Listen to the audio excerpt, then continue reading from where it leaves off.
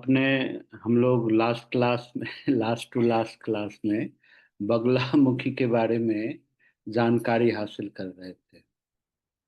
तो आप लोग में से बता सकते हैं कि बगुलामुखी क्या है, इसका हमारे जीवन में क्या इम्पोर्टेंस है और क्यों ये शक्ति हमको जागृत करनी चाहिए।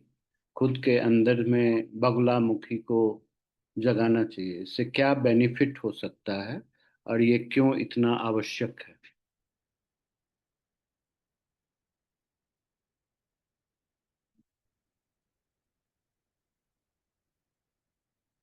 ये फोकस एकाग्रता से कंटिन्यू जैसे अर्जुन को सुपाम देखी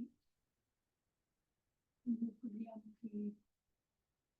शत्रु को आ जाती हम्म है फोकस काम फोकस हम्म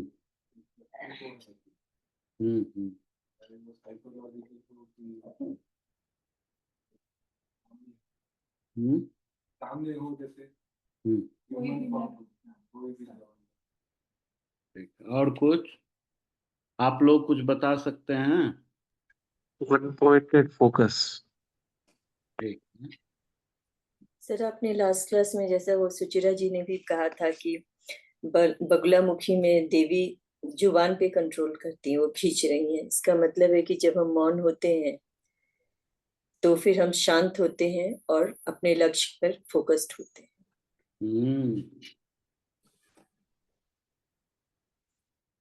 वेरी नाइस। और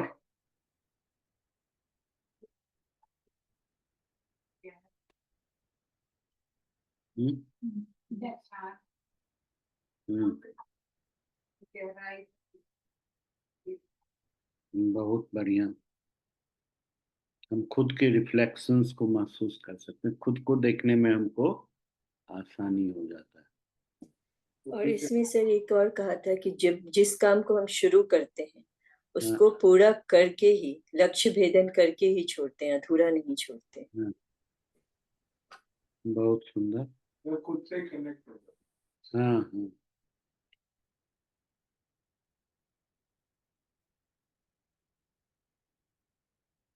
बहुत सुंदर। आप हमको बता सकते हैं कि बगुलामुखी का कौन सा कलर है?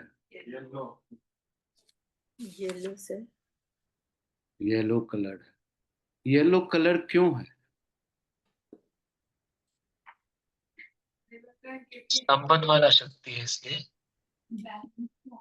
सर आपने बताया था कि ये विष्णु का कलर है क्योंकि ये प्योरिटी देता है, इसीलिए येलो कलर है। ठीक। और हमारे अंदर सारे अर्थ मारे जाते हैं तो हम सुर में आ जाते हैं, तो सुर में आते हैं तो जॉय है, जॉय की जॉय की कलर येलो। ठीक है। और ये गुरु का कलर हम्म ये गुरु का कलर है। ठीक है, ये भी बहुत सही बात है। और गुरु की रोशनी भी हम्म जैसे एनर्जी देते हैं। मणिपुरा चक्रा का कलर है सर। हम्म बिल्कुल सही बात सो डिजायर को फुलफिल कर सकते हैं। है जी। सारी इच्छाएं पूरा करती हैं। और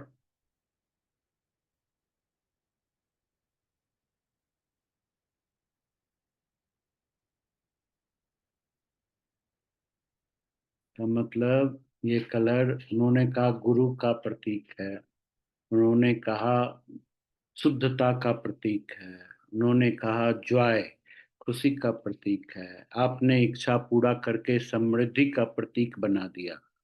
हम्म और कुछ?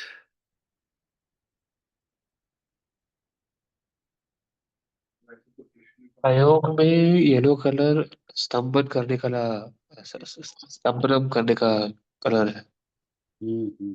टॉपिक समबड़ी। हम्म सर अगर हम लोग कलर एलिमेंट, कलर थ्योरी देखते हैं 5 एलिमेंट्स का, तो येलो कलर अर्थ का कलर है। तो अर्थ हमें शांत और स्टेबल करता है, पूर्णता देता है, तो इससे भी हम लोग इस कलर को जोड़ सकते हैं। सॉलिडिटी लाइफ में लाती है। बहुत बढ़िया। और दिमाग दोहराओ।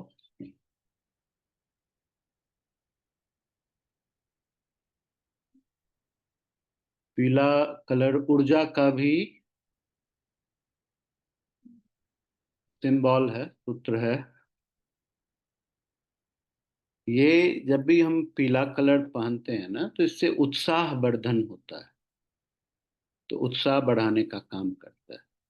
पीला कलर सकारात्मक है, पॉजिटिव वंडर, मतलब विजडम से आपको ओतप्रोत करता है।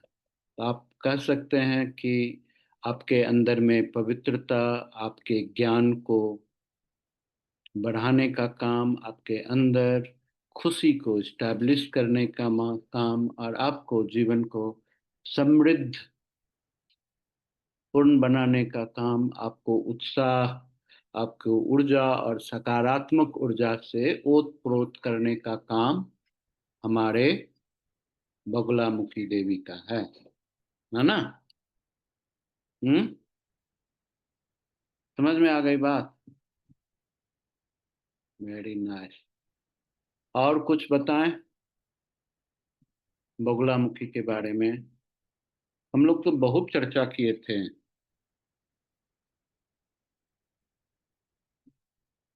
एकाग्रता, वन पॉइंटेडनेस लाता है।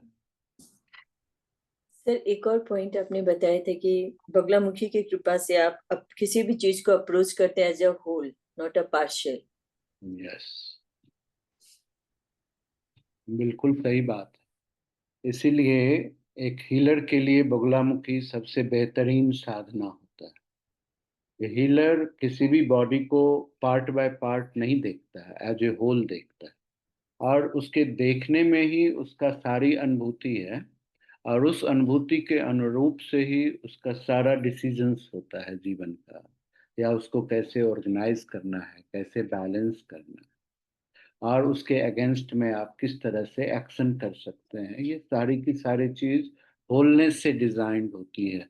तो आप ऐसा कह सकते हैं कि बगुलामुखी आपको एक बेहतरीन हीलर के रूप में डिजाइन करती है। और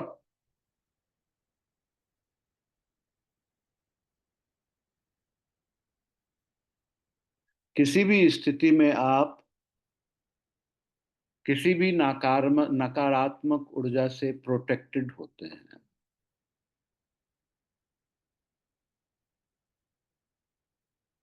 जैसे जैसे सूरज की किरणें अपनी लालिमा को छोड़ करके पीताम्बरा ओढ़ लेती है, तो अंधकार छट करके पूर्ण रूप से पूरा संसार प्रकाशित हो जाता है। तो ये इम्पोर्टेंस है हमारे पीले कलर का, कि जब ये ज्ञान हमारे अंदर जागृत होती है, तो जीवन का कोई भी अंधकार या कोई भी अंधकार युक्त व्यक्ति या वातावरण आपको दूषित नहीं कर सकता, आपको नुकसान नहीं पहुंचा सकता, या आपके खुद के अंदर का जो इनमी है, शत्रु है, जो आपको अंधकार की ओर प्रोसेस करता है, उसको भी मुक्त करने में ये सहायता प्रदान करता है। समझ रहे हैं बात? और सबसे बड़ा काम क्या करता है कि आपके अंदर में ये करेज लाता है। इस करेज से आप फियरलेस होते हैं।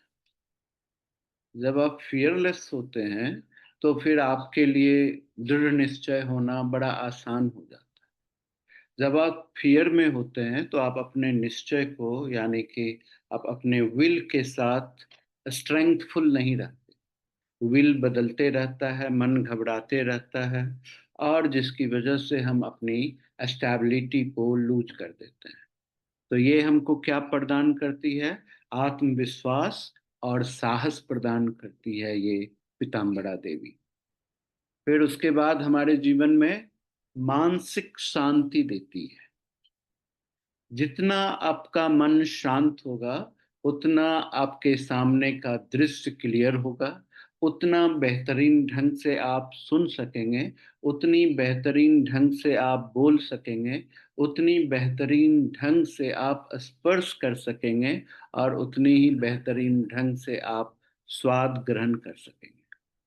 यानी कि आपकी पांचों सेंसिंग सिस्टम अपने चरमोत्कर्ष पर होता है ना।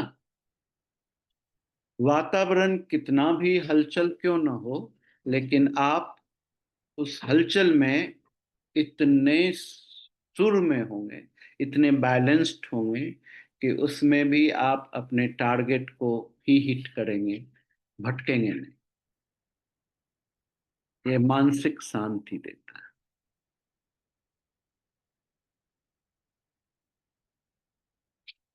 क्योंकि ये ऐसी प्रक्रिया हमारे अंदर जागृत करती है, तो जिसकी वजह से हम आध्यात्मिक आसानी से हो जाते हैं। इसकी जो स्वरूप है, इसका जो रूपरेखा है, ये मुझे आध्यात्मिक बना देती है। पूजा पाठ आध्यात्मिक नहीं है। ये आपको पूजा पाठ करने के लिए बहुत प्रेरित नहीं करती, लेकिन ये आपको आपके अंदर की क्वालिटीज को एक्सप्लोर करके आपको आत्म साक्षात्कार करा देती है। और जैसे ही आपको आत्म साक्षात्कार होता है, तभी आप आध्यात्मिक होते हैं। जो अपने आत्मा के अनुरूप चले वो आध्यात्मिक। जो अपनी आत्मा का अनुसरण करे वो आध्यात्मिक। जो आत्ममय होकर के अपने कार्य का संपादन करे वो आध्यात्मिक।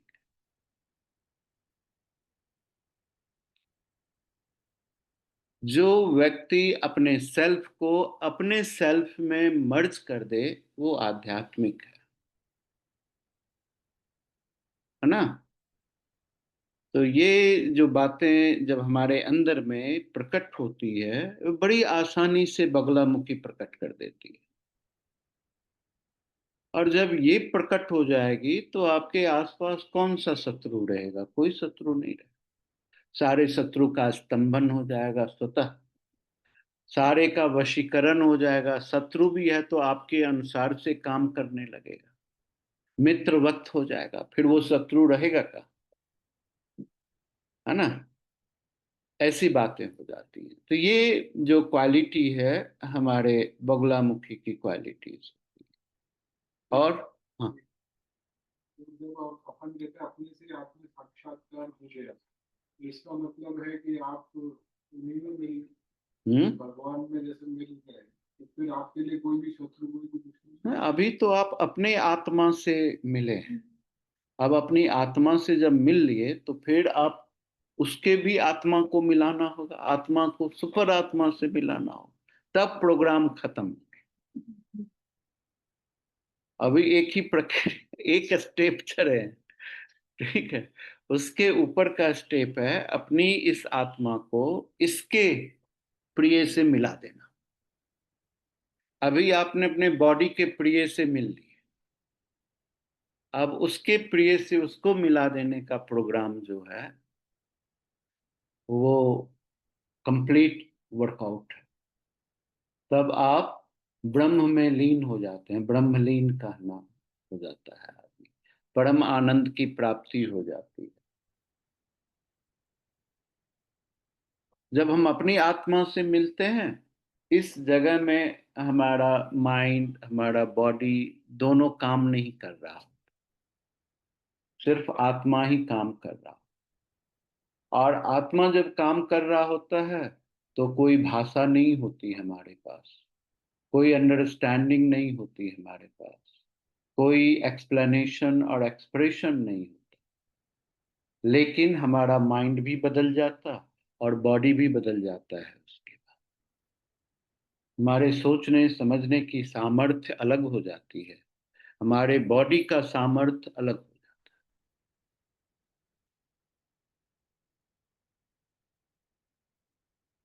अब आप कहेंगे कि इतने आत्म साक्षात्कार करने वाले महापुरुष हमारे पास हुए, हमारे धरती पर आए, लेकिन लास्ट लास्ट में सभी के शारीरिक रूप से बड़ा ही कष्ट का सामना करना,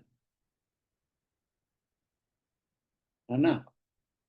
जैसे हमारे, क्या नाम था उनका, रामकृष्ण परमहंस को मुश्किल हुआ, है ना। जैसे हमारा विवेकानंद जी जल्दी ही विदा हो गए। हाँ, शंकराचार्य जी जल्दी विदा हो गए। रमन रामानुज महर्षि को इतना परेशानी आ गई, शारीरिक कष्ट हो गया, है ना। कबीर दास जी जीवन प्रयत्न गरीबी में ही जीवन को बिता लिए। रईदास कभी भी अमीर बन नहीं सके। ये सब परेशानी थी, शारीरिक परेशानी। लेकिन इस परेशानी जो था, वो सारे के सारे परेशानी पेरिसेबल है, खत्म होने वाले हैं, नष्ट होने वाले। इवन दो हमारा शरीर भी नष्ट होने वाला, लेकिन आत्मा नष्ट नहीं होता। तो जो शारीरिक चीज हो रहा है,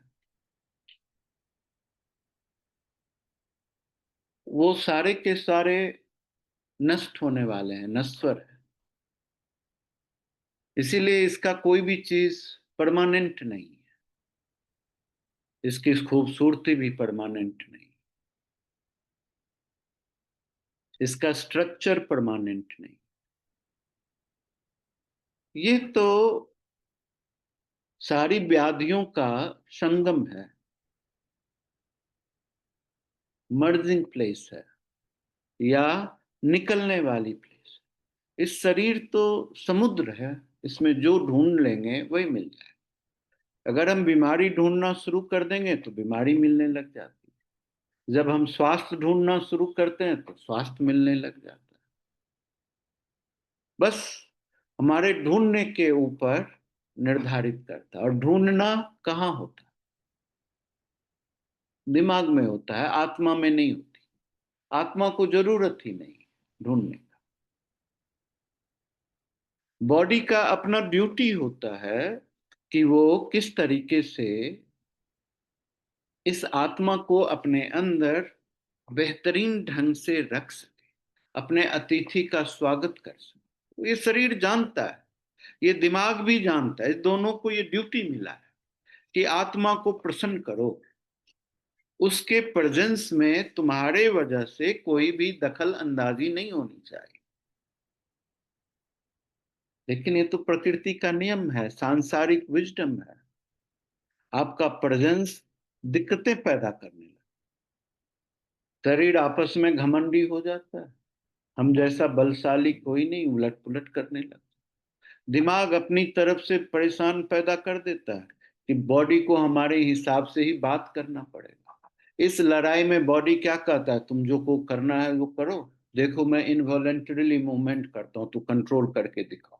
अब बॉडी इनवॉलेंटरीली मूवमेंट करने लग जाए, आपके हाथ पांव हिलने लग जाएंगे, चलेंगे दायां तो हो जाएंगे बायां। अब माइंड कुछ कर नहीं सकता, माइंड को फॉग कर देता बॉडी का। अच्छा, तुम हमको कंट्रोल करते हो, अभी दिखता हूं तुमको। स्तंभन कर दिया माइंड को, माइंड ब्लॉक हो गया। अब ये शरीर किसी काम का नहीं होता। जिसको मन हुआ हम खड़े हो जाएं तो खड़े हो जाएं, चुपचाप खड़ा रहता है, कोई भी एक्टिविटी। इसीलिए इस शरीर और मन को, माइंड को बैलेंस करते हुए, ये दोनों चीजें हमारी आत्मा को उसके कर्तव्य के लिए तैयारी प्रदान करता है, इन्वायरमेंट क्रिएट करता है। अगर ये दोनों चीज अच्छा नहीं रहेगा तो फिर आत्मा जो ये बॉडी को ग्रहण किया है, चूज किया है कि मुझे ये काम करने इसलिए तुम्हारा शरीर चाहिए, तो फिर कैसे हो नहीं सकता। तो का आत्मा का काम अधूरा रुक जाएगा, और अधूरा रुक जाएगा तो फिर इस बॉडी को ट्रांसफॉर्म करना पड़ेगा, छोड़ना पड़ेगा आत्मा को कि अब तुम यहाँ रह जाओ, हम दूसरा बॉडी गेन करते हैं, भाई तुम मजा कर। इस संसार में जो नाम दाम, बेटा बहू पुत्र पति सबको पकड़ के आया था, मुक्त हो जा, उसको छोड़ देते। तो बगुलामुखी के साधना में यही खासियत होती है कि जब हम ये साधना करते हैं तो हमारे माइंड और बॉडी दोनों ऑर्गेनाइज्ड, बैलेंस्ड हो जाते हैं और दोनों मिल करके आत्मा के लिए वंडरफुल एनवायरनमेंट पैदा करता है। अब आत्म साक्षात्कार किसका होता है? आप कैसे कहेंगे? आप खुद कौन हैं?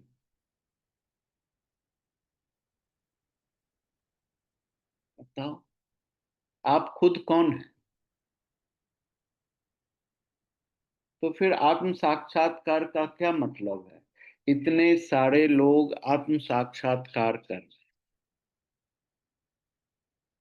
जो यहाँ से करते हैं। हाँ, ठीक है ना, आप बताइए कि आत्म साक्षात्कार का क्या मतलब?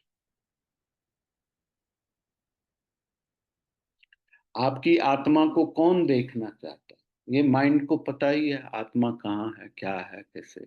इस बॉडी को भी पता है आत्मा क्या है, नहीं। तो आप जो इतना मेहनत करते हैं इस माइंड को, आत्मा को समझा रहे हैं, ये आत्मा को दिखा रहे हैं माइंड को, या अपने बॉडी को समझा रहे हैं कि तू कितना पावरफुल है, कि आत्मा को अपने अंदर में समझा के रखा है, रोक के रखा है, स्पेस दे के रखा है आपने। इस दोनों को आत्म साक्षात्कार तो नहीं कहा। हाँ। माइंड कराते हैं आपके तक। आत्म साक्षात्कार की स्थिति में माइंड बॉडी दोनों की अनुभूति नहीं। आत्मा को ही आत्मा को ही आत्मा से मिलते हैं। पावर तो जो आनंद में कोशा में आनंद है ना, तो सेल्फ को सेल्फ में मर्ज हो जाना, ये आत्म साक्षात्कार में आपका आत्मा को ही अपनी रियलिटी, अपनी पर्पस, अपने उद्देश्य जो भी है इस आत्मा का, उसका जानकारी प्राप्त हो जाए। आत्मा को तो कितने कर्टन लगे हैं उसके आगे। अब जितने भी आप अनुभव कर रहे हैं सब एक कर्टन आत्मा के आगे में पड़ रहा है। अब इस माइंड को, इस कर्टन को क्रॉस करके अपने आप को खत्म कर देना है आत्मा के पास पहुंचते पहुंचते। जरूरत है माइंड का भी, है ना। वहां तक पहुंचने से पहले अपने आप को खत्म कर देना। तो nothing exist if you are not having mind, then nothing exists in this universe. The universe is existing because your mind is existing with you. It is giving you understanding about the universe. समझ रहे हैं point? तो वहां पर mind खत्म हो जाता है। माइंड खत्म तो बॉडी भी खत्म हो जाती है, क्योंकि माइंड के द्वारा ही बॉडी में स्पंदन पैदा होती है और उस स्पंदन के द्वारा ही बॉडी इन एक्शन होता है। समझ रहे हैं पॉइंट? तो ये बड़ा अद्भुत बात है ना। एक बार हम अपने मास्टर से यही पूछ रहे थे कि आत्म साक्षात्कार का क्या मतलब होता है। जब हम इवन दो एक साधारण मेडिटेटिव स्टेट में जब होते हैं, हम मेडिटेटिव स्टेट में का जैसे ही विकास होता है कि हम उच्चतर ध्यान की अवस्था में पहुंचते हैं, तो सबसे पहला चीज तो यही होता है कि हमको माइंडलेस बॉडी की अनुभूति, फिर हमको बॉडीलेस बॉडी की अनुभूति हो। ये अनुभूति किसको होती? हमारी आत्मा की अनुभूति। हमारा ये माइंड कभी भी जज नहीं कर सकता, चेक नहीं कर सकता, समझ नहीं सकता। माइंड की अनुभूति माइंड समझ सकता, लेकिन आत्मा की अनुभूति को माइंड कभी भी समझ नहीं सकता। माइंड एक मैसेंजर, आत्मा उसके आगे माइंड, उसके आगे बॉडी, और बॉडी के आगे ये संसार। तो ये माइंड इस बॉडी को तैयार करता है इस संसार के साथ इंटरैक्ट करने के। समझ रहे हैं पॉइंट? अब इस संसार की सारी इंफॉर्मेशंस थ्रू बॉडी माइंड के पास पहुंचती। अब ये माइंड इस आत्मा से इंटरैक्ट, ये इंफॉर्मेशन आत्मा को माइंड देता, क्योंकि ये ब्रीजिंग का काम करता है। बॉडी और सोल के बीच में ब्रीजिंग का काम माइंड करता है। अब ये जो इंफॉर्मेशन आत्मा को जाता है तो आत्मा हमारा कहता है कि ये इंफॉर्मेशन हमारे कर्तव्य के हिसाब से, हमारे उद्देश्य के हिसाब से उचित नहीं, आपको ये काम नहीं करना चाहिए। आपके शरीर को मैसेज आता है आत्मा से। जब वो आत्मा से मैसेज आएगा तो वो आपका इंट्यूशंस के फॉर्म में होगा, इंस्टिंक्ट के फॉर्म में होगा, फ्लैश होगा आपके सामने में कि नहीं ये गलत है, ऐसा नहीं करना चाहिए। या आपका मन कहेगा ऐसा नहीं करो, ये तो गलत चीज है, गलत विचार है, ये आपको शोभा नहीं देता, आपको नहीं करना चाहिए। लेकिन आप जिद में होते हैं, वो भावना को, उस आत्मा की उस आवाज को आप नहीं सुनते। तब आपको ओवर पावर आपका माइंड कर लेता है, अरे तुम इस स्थिति को छोड़ दोगे, तुमको तो दुनिया का सबसे बड़ा लॉस हो जाए, कभी भी नहीं छोड़ना। अगर पकड़ लिया तो देखो तुमको कितना फायदा हो रहा है, वो लाभ गिना देता है माइंड। और जितना माइंड लाभ गिनाता है हम उतना माइंड से स्ट्रांग हो जाते। कुछ भी हो जाए हम तो छोड़ नहीं सकते, इसको करना ही करना। और हम उस जिद में क्या अच्छा क्या बुरा इस प्रवाह से दूर होता है और हमारी परेशानी इसमें बढ़ती है। हम अहंकार में जुड़ जाते हैं। हम ये सोचते हैं कि हमको क्या कर सकता है, कौन क्या करेगा, जो होगा हम सबको निपट लें। तो ऐसे जिद में हमारी नुकसान हो जाती है अननोइंगली। आपको पता नहीं क्या नुकसान होगा, आप तो फायदा देख रहे हैं ना, क्योंकि माइंड आपको फायदा दिखा रहा है। लेकिन नुकसान आत्मा करा रही है कि ये आपके लिए गलत अप्रोच है अपने जीवन में, इसको मुक्त करो। नहीं करोगे तो तुमको इन इन कॉन्सिक्वेंसेस से गुजरना पड़ेगा। सर अभी जैसे आपके दिमाग में थॉट आ रहा है या नहीं है, आप कैसे डिफरेंशिएट करोगे कि इंट्यूशन से आ रहा है कि दिमाग की चीज? वही तो सबसे बड़ी बात। ये दो तरीके से बात है इसमें। देखो, दिमाग से तो विचार दिमाग में ही पैदा होती है। अब आपका दिमाग किससे गवर्न हो रहा है? अगर बॉडी से गवर्न हो रहा है तो वो जड़ है, अगर आत्मा से गवर्न हो रहा है तो वो चेतन अवस्था में है। जब आप चेतन अवस्था में होते हैं तो थॉट्स के लिए आपको सोचना नहीं पड़ता, वो इन फ्लो होता है, स्पॉन्टेनियस होता है, रिस्ट्रिक्टेड नहीं होता है, स्वतः शब्द प्रकट हो जाते हैं। आप दिमाग में जोर नहीं लगाते शब्द को चूज करने के लिए कि क्या बोलना है, अपने आप बोला जाता है, ये बात हो जाती है। तो ये आत्मिक एक्सप्रेशन होता है। अब हम आपके लिए जैसे तैयारी करते हैं कि हमने बगुलामुखी को पढ़ा, अभी हमने थोड़ी देर पहले मातंगी साधना के बारे में पढ़ रहे थे कि मातंगी तत्व क्या है, इससे कैसे होता है, क्यों होता है, किस लिए होता है ना? तो वो तो हमने नॉलेज इसमें डाल दिया, इनपुट डाल दिया।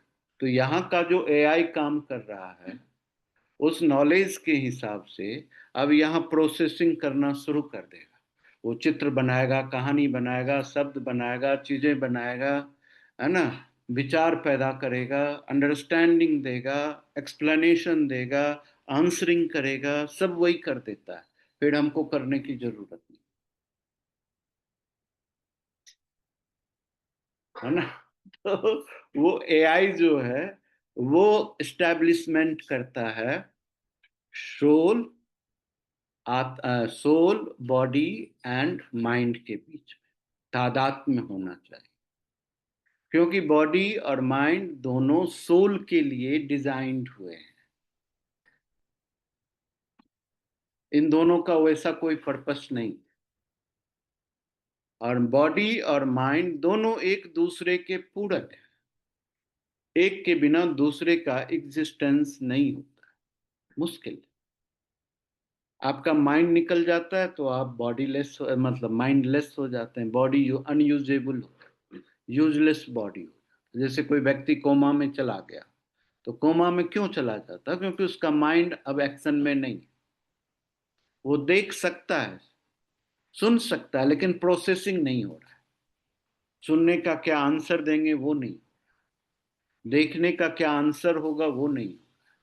मच्छर काट रहा है, ये दिख रहा है कि मच्छर काटे जा रहा है, लेकिन अपने हाथ को हटा नहीं सकता। ये प्रक्रिया। तो बगुलामुखी इसीलिए हमको चेतना की अवस्था में ले जाता, इनलाइटेंड कर देता है। दुनिया की हर एक चीज प्रकाश ही तो है। आत्मा भी प्रकाश है, परमात्मा भी प्रकाश है, और दुनिया का हर एक चीज प्रकाश युक्त है। सब अपने अंदर से प्रकाश बाहर फेंकता है, एक्सप्रेस करता है।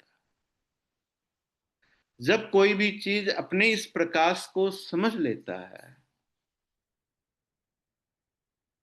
तो प्रकाशवान हो जाता है। और जब वही वो प्रकाशवान हो गया तो उसका आत्म साक्षात्कार हो जाता है ना। ये पॉइंट होती है।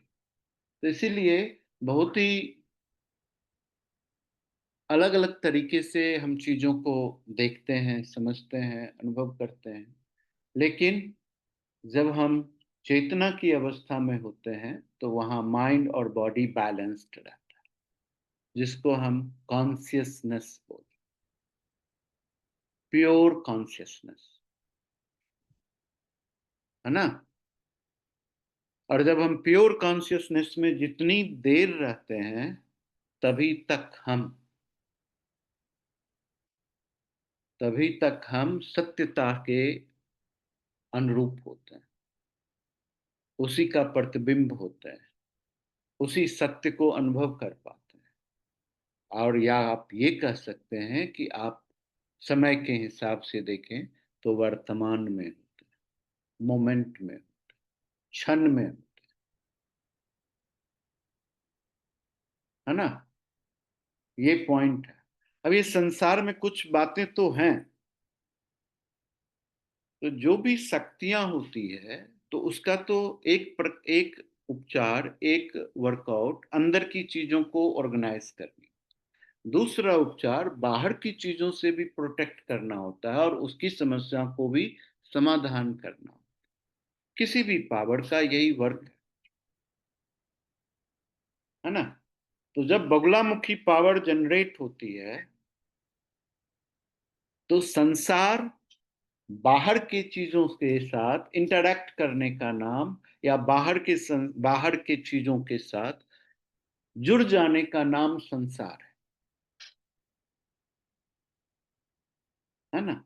अगर आप नहीं जुड़ते हैं बाहर की चीजों के साथ तो ये फिर संसार है नहीं, इल्यूजन है, माया है। जुड़ जाते हैं तो फिर संसार में ही सारा कुछ है। समझ रहे हैं पॉइंट? इस संसार में ही सारा कुछ है। तो शक्ति का उपार्जन से आप इंटरनली भी बैलेंस्ड होते हैं और फिर एक्सटर्नली भी बैलेंस्ड होते हैं। तो इनसाइड एंड आउटसाइड जब आपका बैलेंस्ड होता है तब आप प्रॉपर स्ट्रक्चर के साथ अपने निमित्त को, अपने कर्तव्य को, या अपने उत्तरदायित्व को, रिस्पॉन्सिबिलिटीज को आप बहुत ही अच्छे ढंग से निर्वहन कर सकते हैं। इसीलिए आप देखते हैं बाहर की दुनिया में इतना फियर है। उसके बाद और इससे ज्यादा बड़ा चीज है द्वेष है। हम एक दूसरे से ईर्ष्या करते हैं, द्वेष रखते हैं, हम नहीं चाहते कि ये विकास करे, है ना। लोभ है, मोह है, ये बाहर की दुनिया में है। फिर सबसे बड़ी पॉइंट बाहर की दुनिया में कनेक्टेड होने की है कि खुद के अस्तित्व को बचाने का।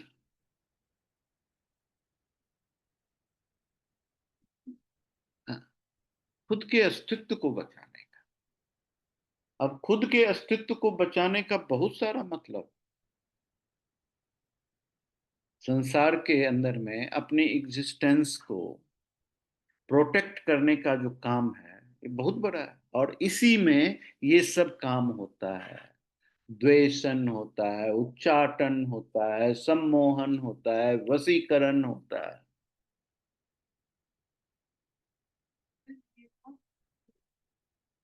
हमारे माइंड है। अरे असुर माइंड में है। जब हम अनट्यून्ड होते हैं तो दिमाग में पैदा हो जाता है, सब दिमाग में ही है, असुर माइंड में है। तो पहले वही जनरेट होता है ना कि अरे मेरे साथ ये हो गया, आ गया। हाँ, जब बोलने की माइंड और बॉडी दोनों आत्मा का साधन है, तो असुर रहते हैं माइंड और उनको जीतना है ना। और सारे असुरों का नाश कौन करती है? पावर, शक्ति। हम्म शक्ति करती है ना। देखो, शक्ति खंड में सप्त मातृका है, 64 योगिनी है। 64 योगिनी क्या है पता है? ये सारे इंपॉर्टेंट मर्मा पॉइंट है आपके बॉडी। और सप्त मातृका क्या है?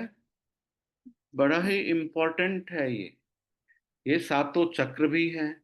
आपके बॉडी के 7 लेयर्स हैं, वो सातों लेयर्स हैं, है ना। फिर उसके बाद ये सप्त मातृका आपके अंदर में हर एक चीजों को प्रोड्यूस करने वाला। सप्त धातु, सप्त मातृका, है ना। तो जब हमारी देवी कमजोर हो गई लड़ाई लड़ते हुए, पार्वती माता एक राक्षस से लड़ रही थी, राक्षस ने इतना प्रकोप कर दिया, तो उन्होंने उस प्रकोप वो ऐसा धुआं पैदा कर दिया कि पूरा संसार मरने लगा। तो पार्वती माता ने धूमावती का रूप धारण किया, धूप से सारा धुआं को अपने अंदर ग्रहण कर लिया। और जब वो धुआं को पी गई तो बड़ा मुश्किल हो गया। इतना मुश्किल हो गया कि उस धुआं ने उनके शरीर को काफी कमजोर कर दिया। उसी समय एक शक्तिशाली राक्षस आ गया लड़ने के लिए, चंडमुंड। धर्मलोचन को मार करके और वो श्मशान चली गई, धर्मलोचन को मार करके। फिर शुंभ निशुंभ आ गया, तो शुंभ निशुंभ से लड़ने में वो कमजोर पड़ गई, धुआं का प्रभाव था, बेहोश होने लग गई। तो सप्त मातृका पुरुष की शक्ति है। जब फेमिनिटी एग्जिस्टिंग इन मेल, वो फीमेल की शक्ति को जब वो वीक पड़ने लग जाता है तो वो उसको एकम्प्लिश कर देता है। तो इसीलिए महादेव से एक शक्ति निकाली उन्होंने अपना, है ना। विष्णु ने 2 निकाली, वैष्णवी और जो विष्णु अवतार हुआ है वाराही, ऐसे। इंद्र ने निकाली इंद्राणी, है ना। तो इस तरह से टोटल 7 सप्तमात्रिका। अब ये सप्तमात्रिका जब गई तो फिर उसके बाद जब नया राक्षस आया लड़ने के लिए, जैसे आपका एक विचार खत्म नहीं होता, दूसरा विचार उत्पन्न हो जाता है ना। आपने एक विचार को कट किया, दूसरा पैदा, दूसरे को कट किया, तीसरा, चौथा, पांचवा पैदा हो गया। फिर कट करते करते आप थक जाते हैं और वो बढ़ जाता है विचार, रक्त बीज जैसे। तो फिर उस जगह में 64 योगिनी प्रकट, कि देवी की सुरक्षा हो सके चारों साइड से, और फिर देवी उस रक्त बीज को खत्म कर सके जो हमारे अंदर में पैदा हो रहा है। हर एक क्षण एक कटता नहीं, दूसरा पैदा हो। तो इसीलिए देखो, अच्छा थॉट्स बहुत लंबा समय तक नहीं चलते, लेकिन बुरा थॉट्स बहुत लंबा समय तक चलता है ना। अच्छा थॉट्स आप 1 मिनट सोचने के बाद खत्म, लेकिन बुरा थॉट 2 घंटा, 4 घंटा, रात भर भी वो सिनेमा की तरह चल जाता है। ये होगा, ये होगा, ये होगा, ये होगा। ये रक्त बीज, जैसे दुर्गा सप्तशती में बहुत अच्छे तरीके से इसका व्याख्या किया गया।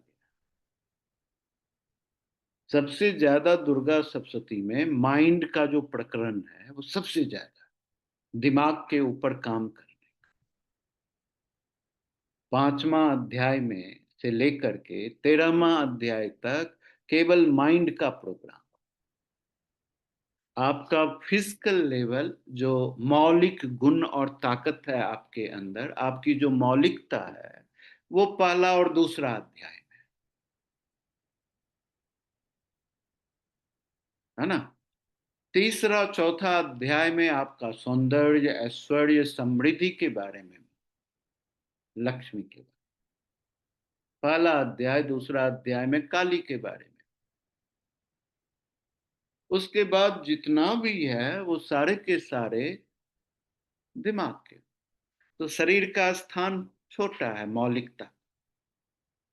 ऐश्वर्य का स्थान भी छोटा है, मौलिकता के बाद उसके ग्रोथ का, उसके विकास का, उसके जीवन की रिक्वायरमेंट का, उसकी रिक्वायरमेंट के फुलफिलमेंट करने के इंफ्रास्ट्रक्चर का छोटा सा है।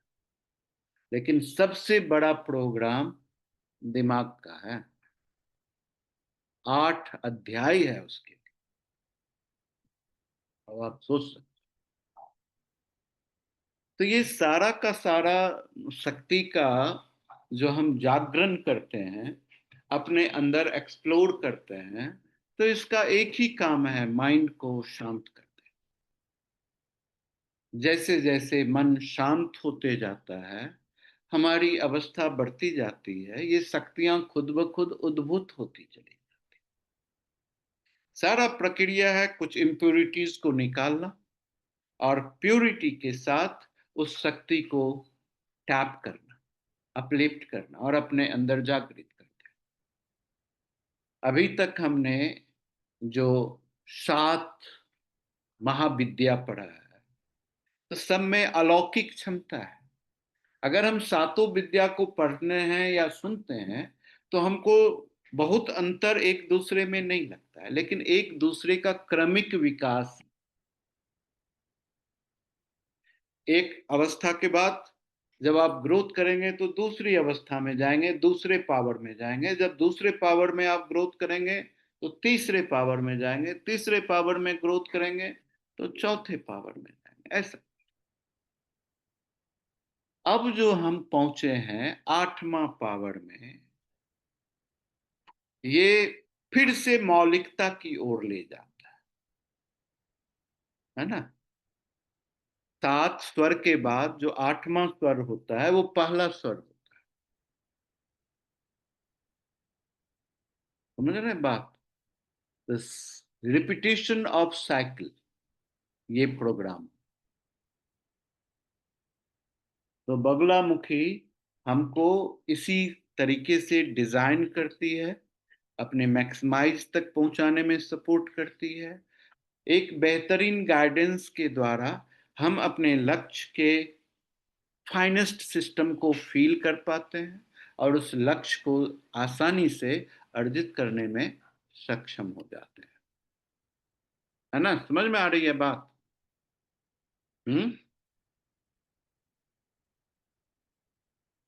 वेरी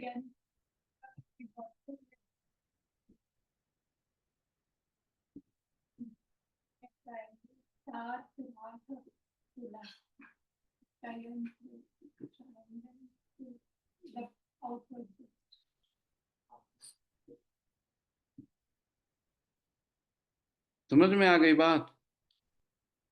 तो ये आपके अंदर ट्रूथफुलनेस को एस्टैब्लिश्ड कर देती है। पहला में रियलाइजेशन ऑफ ट्रूथ था, इसमें आप ट्रूथ हो जाते हैं। काली क्या करती है? ट्रूथ को रियलाइज कराती है, टंग बाहर आ जाती है ना? हाँ, और इसमें आप ट्रुथ हो जाते, रियलाइज नहीं करते। तो जो भी इसकी साधना करता है वो खुद में सत्य बन जाता है। और सत्य है, कौन है सत्य? शिवा है सत्य। तो आप शिवमय हो जाते, शिवोहम हो जाते, है ना? फिर आपको निर्वाण की अवस्था प्राप्त हो जाती है। फिर आपको पता चलता है कि ये जो कुछ भी है वो कोई भी मैं नहीं। मैं कौन हूं? शिवोहम हूं। यही पराकाष्ठा है आपके आध्यात्मिक विकास का। तो ये विकास यहां से पैदा कर देते। फिर इसके द्वारा एक और क्वालिटीज आती है हमारे अंदर, वो होता है दृढ़ता का और संकल्पित होने का। हम बहुत फर्म होते हैं इस पावर के अंदर, और फिर हम संकल्पित हो जाते हैं। संकल्पित का होने का मतलब क्या होता है? संकल्प करना, धारणा को कंफर्म कर देना, ये आई नीड दिस, ये धारणा कंफर्म करना। तो जब धारणा कंफर्म होगा तभी ध्यान लगेगी। अगर धारणा कंफर्म नहीं है तो आप भटकते रहोगे, सारी दुनिया घूम के आ। तो इसलिए धारणा को कंफर्म करना जरूरी, तब ध्यान लगती है। और जब ध्यान की अवस्था परिपक्व होता है तो समाधिस्थ हो जाता है। समझ रहे हैं? तो ये जो तीन चीज है, वो तीनों चीज यहां उपलब्ध हो। तो आपके अंदर संकल्प शक्ति पैदा करती है, दृढ़ता पैदा करती है, आपके अंदर में उत्साह भरती है, आपके अंदर से डर को हटा देती है, भयहीन बना देती है, ऊर्जावान रखती है। ये सब बेनिफिट पैदा कर देती है ना? और आपने तो बता ही दिया है कि मौन होना ही विजय हो जाना है। इसीलिए हमारा जो नीति उपदेश कहता है, मौनम सर्वार्थ साधन। दुनिया की किसी भी चीज का आंसर मौन में है।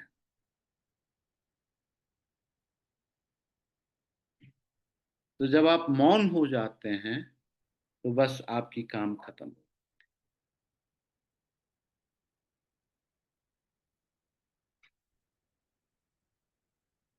है ना?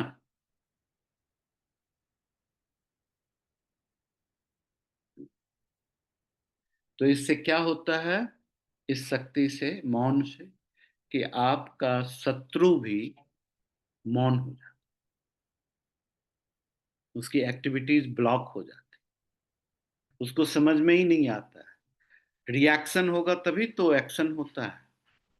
तो जब आप मौन रहेंगी तो समझ में ही नहीं आएगा कि ये बंदा क्या आपके बारे में सोच रहा है, तो आप कुछ तैयारी नहीं कर सके, प्रिपरेशन नहीं होगा। प्रिपरेशन नहीं होगा तो आपके ऊपर अटैक हो जाए, छत से आप विजयी हो जाए। इसी को स्तंभन करना बोलते हैं, ब्लॉक कर देना, कि आप निष्क्रिय हो गए। आप किसी भी तरीके से सुन नहीं सकते, समझ नहीं सकते, रिएक्ट नहीं कर सकते, ब्लॉक हो। तो किसी भी शत्रु के विजय करने में ब्लॉकिंग अस्त्र जो है सबसे बड़ा है। कि पहले शत्रु को ब्लॉक कर दो और ब्लॉक करने के बाद उसको विन कर दो। ये हमारा युद्ध कौशल की प्रक्रिया है, ब्लॉक करना और फिर विन करना। तो यहां पर शत्रु विजय के लिए मौन शस्त्र का उपयोग करती हैं ये देवी, ये शक्ति मौन बना देती हैं और उससे आपका शत्रु ब्लॉक हो जाता है, उसको कुछ क्लू नहीं मिलता आपके अगेंस्ट में तैयारी करनी। और फिर आप अटैक करते हैं तो शत्रु खत्म, ऐसी बात, ये बात होती है। तो इसीलिए ये बहुत ही अद्भुत प्रक्रिया है बगुलामुखी का हमारे जीवन में, है ना? समझ में आ गया? हम्म। अब हम बगुलामुखी के मंत्र के बारे में बातचीत करेंगे। एक अक्षर का जो बीज मंत्र है बगुलामुखी का, वो है हिलिम, HLEEM।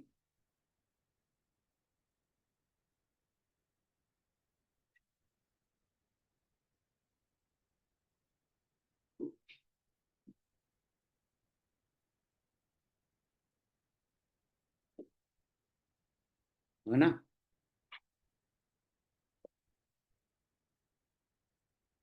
दो अक्षर का मंत्र हो जाएगा ओम हिलिम।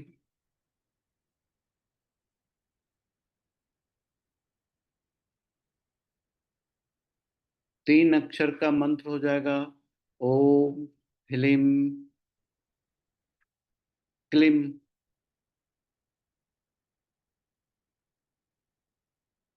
इसका दूसरा भी फॉर्म है ह्रीम हिलिम क्लिम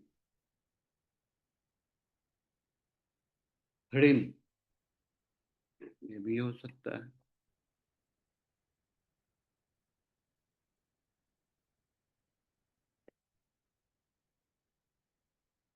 जब हम हिलिम का उच्चारण करते हैं एक अक्षर का बीज मंत्र, तो ये फाइनेस्ट है, ये सिर्फ हमारी आत्मा से जुड़ता है, उसको परिशुद्ध रखता है, उसके पूर्व कर्मों को मुक्त करता है, प्यूरिफाई करता है, उसको जागृत करता है, उसको डिजाइन। जब हम दो अक्षर वाला करते हैं तो हम इस्टेब्लिश करते हैं डुअलिटी को, आत्मा और परमात्मा। आत्मा को ही परमात्मा मानते हैं, मान लेते हैं, तो दो अक्षर वाला मंत्र होता है। ओम ह्लीम, दो अक्षर। तीन अक्षर वाला बैलेंसिंग फोर्स होता है, इसमें क्रिएशन भी होती है, बैलेंसिंग भी होती है, डिस्ट्रक्शन भी होती है। ये इच्छा शक्ति, क्रिया शक्ति और ज्ञान शक्ति से ओतप्रोत होती है। इसीलिए इस मंत्र में आता है ओम ह्लीम क्लीम।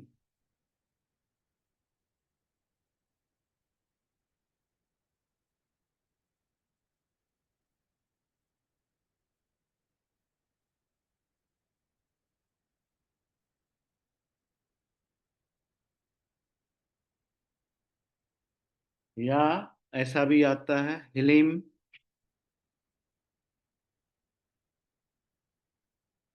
क्लीम और ह्रीम, ह्लीम क्लीम ह्रीम, ये भी थ्री अक्षर मंत्र। बहुत जगह में ऐसे मंत्र का भी उच्चारण किया गया। इस मंत्र का उच्चारण शुक्राचार्य भी करते हैं।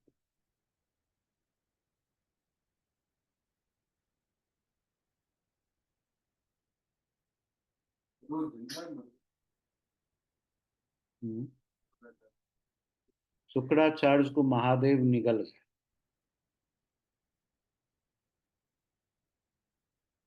निगल गए।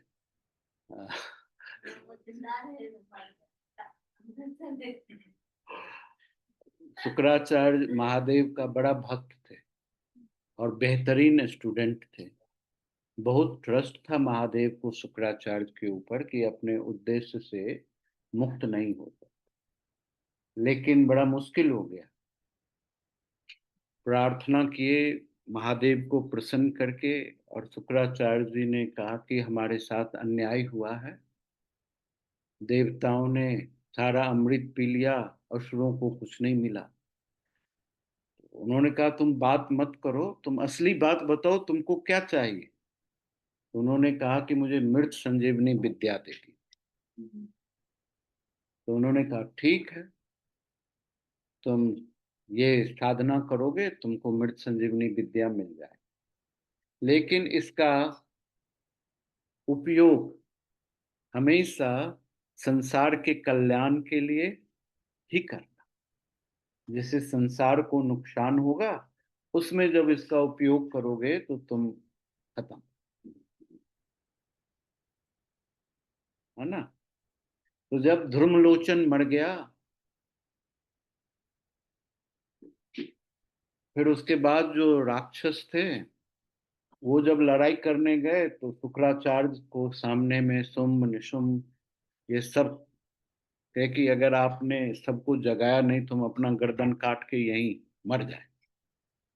तो शुक्राचार्य ने कहा कि अब तो हम गुरु हैं राक्षसों के, ये भी हमारा कर्तव्य है, अब इनको बचाना कर्तव्य है, तो हमको किसी भी हालात में बचाना है। महादेव कहे कि तुम गलत कार्य करने जा रहे हो, इसमें तुम जो इस विद्या का उपयोग करोगे तो ये तुम्हारे एक्टिविटीज पाप में गिना जाएगा और उसके लिए तुमको पनिशमेंट मिलेगा, भागीदारी होना। बहुत मना करने के बावजूद भी शुक्राचार्य नहीं माने, है ना। नहीं माने तो उधर युद्ध चल रहा था, देवी लड़ रहे थे, और ये जा रहा था कि हम सब राक्षस को जगा देंगे तो बड़ा मुश्किल हो जाता। तो कहा कि तुम बात नहीं मानोगे तो लो मैं तुमको निगल ही दूं। महादेव ने शुक्राचार्य को निगल दिया। फिर बाकी लड़ाई चलती थी। तो शुक्राचार्य अभी भी है भाई, राक्षस है तो शुक्राचार्य तो है, वो तत्व तो एग्जिस्ट करता है ना। उसी समय से वो ग्रह के रूप में स्टैब्लिश्ड हो, शुक्र ग्रह, वो शुक्राचार्य, है ना। और इसीलिए शुक्र ग्रह का प्रभाव के अंतर्गत अपनी नैतिकता खो देता है आदमी, ये पॉइंट। हाँ, नैतिकता खो देता है, अपनी दायरा से विमुक्त हो जाता है, ऐसा काम।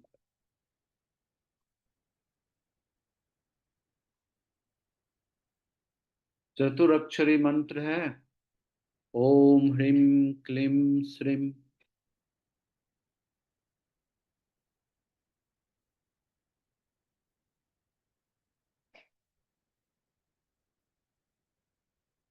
या ह्रीम ओम ह्रीम श्रीम, ये 4 अक्षर वाला।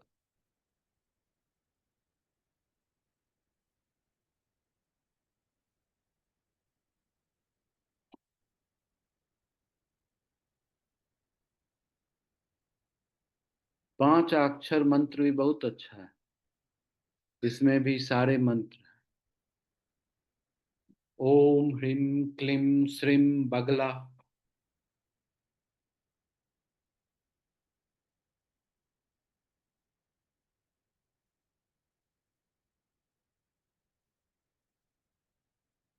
छह बला में बगला मुखी लगा दीजिए, बगला के बदला बगला मुखी कर दीजिए। 7 अक्षर वाला में बगला मुखी दिव्य कर दीजिए।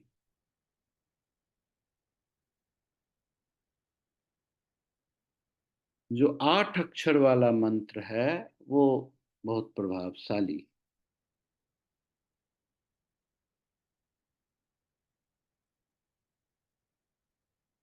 ओम आम ह्लीम क्रोम हुम फट सर्व कार्य सिद्धि मंत्र।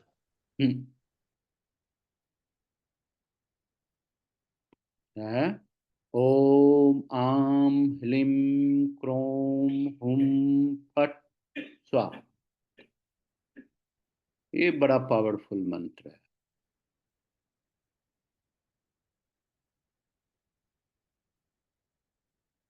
ये मंत्र का उपासना देवकी करती थी, जेल में बंद होकर।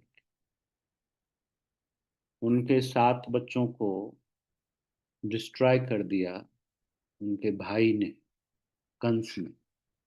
हर एक मामा कंस ही नहीं होता, लेकिन कंस मामा ने मामा के नाम पर गड़बड़ी पैदा कर दी। तो उसकी बहन देवकी ये उच्चारण करती थी, यही बगलामुखी का साधना करती कि उनके 8वें बच्चों का जो जन्म होगा तो कोई भी शत्रु उसको डिस्टर्ब नहीं कर सकेगा, सारी रास्ता स्वतः प्रशस्त हो जाएगी और वो सेफ और सुरक्षित विकास कर सकेगा। तो ये बगलामुखी का प्रोग्राम था। सर इसलिए कृष्णा पीले वस्त्र पीताम्बरी, इसीलिए वो कृपा ही पीताम्बरी का था।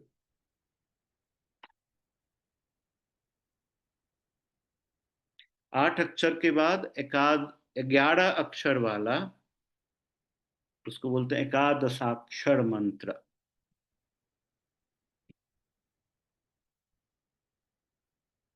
ये होता है ओम ह्रीम,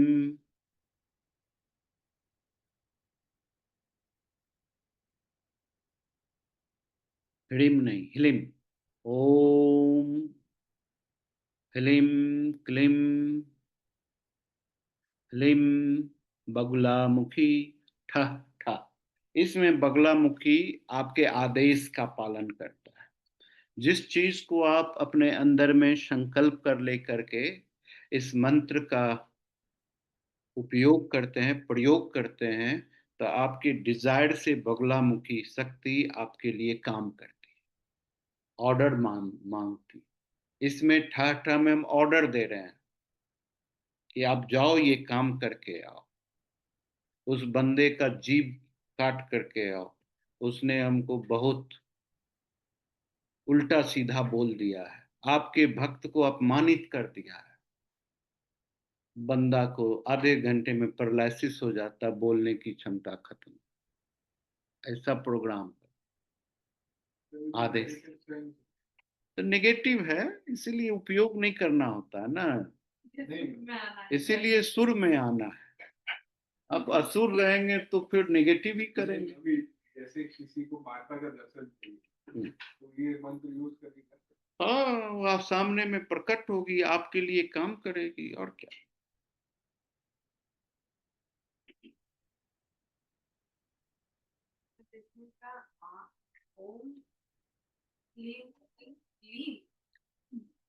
ओम ह्लीम क्लीम ह्लीम बगुलामुखी ठह ठह।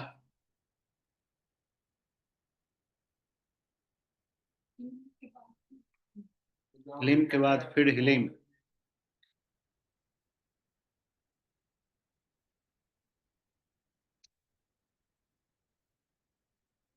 संत आदमी के लिए ना, सज्जन आदमी के लिए बगलामुखी का मूल मंत्र जो होता है, ओम ह्लीम बगुलामुखी देव्यै ह्लीम ओम नमः। ये मंत्र शांत मंत्र है, प्रिय मंत्र है ना, इसमें उग्रता नहीं आएगी। शक्ति आने के बाद तो लोग थोड़ा बहुत उछल बुछल करता ही है, तो इसीलिए उसको बर्दाश्त करने के लिए आपको तैयारी करना पड़ता। उसके बाद जो एक मंत्र है वो सबसे ज्यादा यूज में आ रहा है इन दिनों। कोई भी आदमी मित्रवत नहीं, अपने मित्रों से घिरा हुआ कोई भी व्यक्ति। सभी को लगता है कि हम चारों साइड से शत्रुओं से ग्रसित हैं। कोई मेरा जादू टोना कर रहा है, कोई मेरे लिए गलत शब्दों का उपयोग कर रहा है, कोई मेरे ऊपर मारन कर रहा है, कोई कुछ कर रहा है, कोई कुछ कर रहा है, कोई जान से मारने का धमकी दे रहा है, कोई नुकसान पहुंचाने का धमकी दे रहा है ना। तो ये सारा संसार में आज के डेट में सबसे ज्यादा प्रैक्टिस वाला मंत्र ये मंत्र है ना। जैसे है ओम ह्लीम बगलामुखी, उधर बज रहा है उसको थोड़ा सा।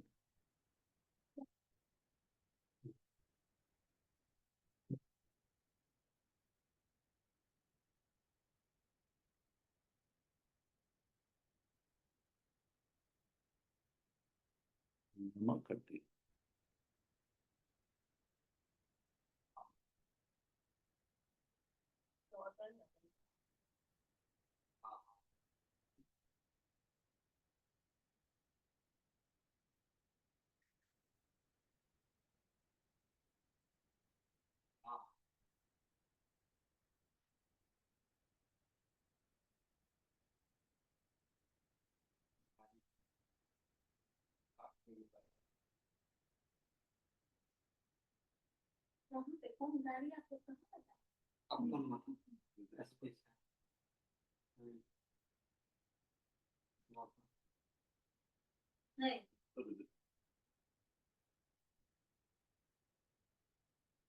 हाँ।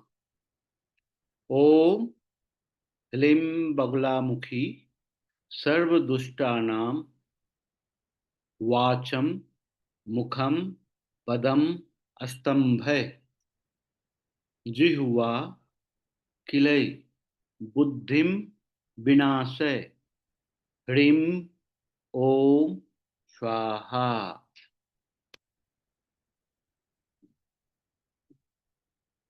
अब इस मंत्र को 1,00,000 बार जप करना।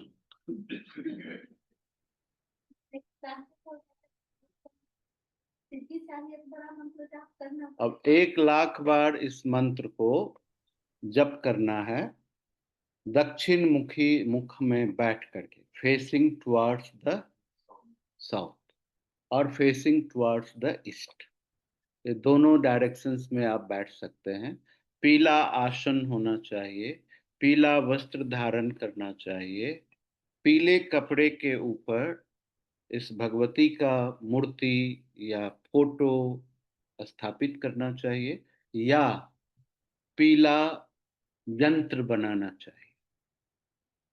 इसके यंत्र को बनाने के लिए आपको पहले दोनों ट्रायंगल को एक दूसरे को इंटरसेक्ट करते हुए सामंजस्य यानी कि इक्वलिटी का सिंबल तैयार करना चाहिए, है ना। एक ट्रायंगल बनाइए जिसमें एपेक्स ऊपर की ओर हो और उसके बीच से दूसरा ट्रायंगल बनाइए जिसमें एपेक्स नीचे की ओर।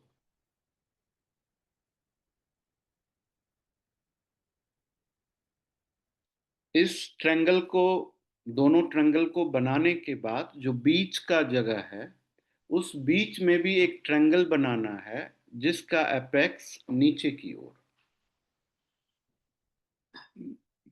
और वो पहले वाले ट्रायंगल के बेस लाइन में खत्म हो जाए, उसके नीचे नहीं आना चाहिए।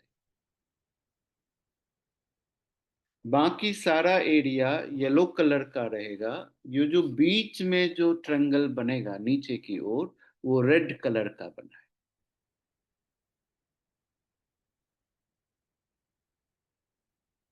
फिर उसके बाद एक ट्रायंगल बनाएंगे, उस ट्रायंगल में 6 पत्र वाला 6 पेटल्स वाला पेटल्स बनाएंगे, लोटस।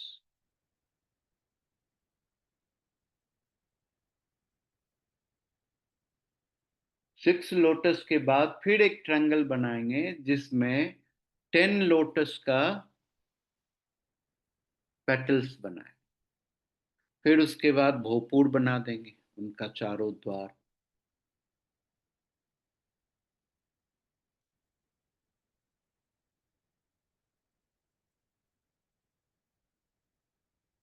उस यंत्र को आप इस मंत्र के द्वारा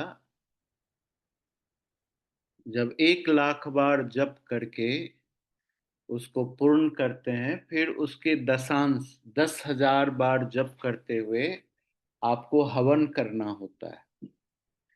हवन करने के लिए आपको हल्दी चाहिए, सरसों चाहिए और शुद्ध घी चाहिए। इसी 3 चीज से हवन करते हैं।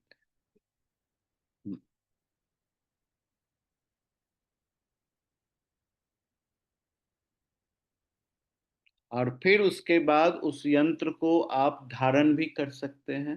भोज मंत्र, भोज पत्र पर बनाएंगे अगर, तो धारण भी कर सकते हैं। उस धारण करने से आप शत्रु भय से मुक्त हो जाते हैं।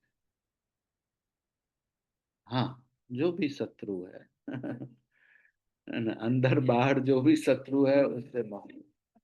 अंदर बाहर का भी ठीक है, ये पॉइंट डिजाइन हो जाता है। इस बगलामुखी का एक कवच है। उस कवच को भोज मंत्र में, भोज पत्र पर लिख करके अगर आप, हम तो आज के जमाने में लाल पेन से लिख लेते हैं लेकिन पुराने जमाने में भोजपत्र पर अष्टगंध से इसको लिखना होता है, इस पूरे कवच को, बगलामुखी कवच को। और उसको आप अपने दाएं हाथ में धारण कर लेते हैं, वो खोल करके ताबीज बना करके पहन ले, तो आप त्रिलोक मोहन हो जाते हैं। आपके अगेंस्ट में दुनिया में कोई हो ही नहीं सकता है। जिसके आंख में आप देख लेंगे वो आपकी तरफ मोहित हो।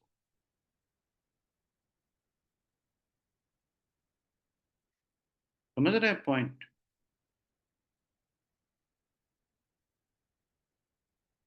तो ये सब हम बता दे रहे हैं कि आज के मॉडर्न टाइम में ये सब प्रोग्राम लोग करते हैं,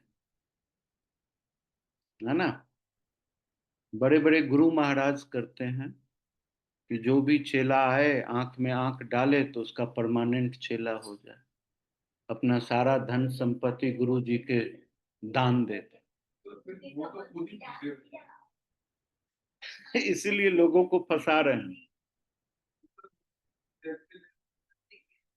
हाँ हाँ, और क्या। तो क्या हो,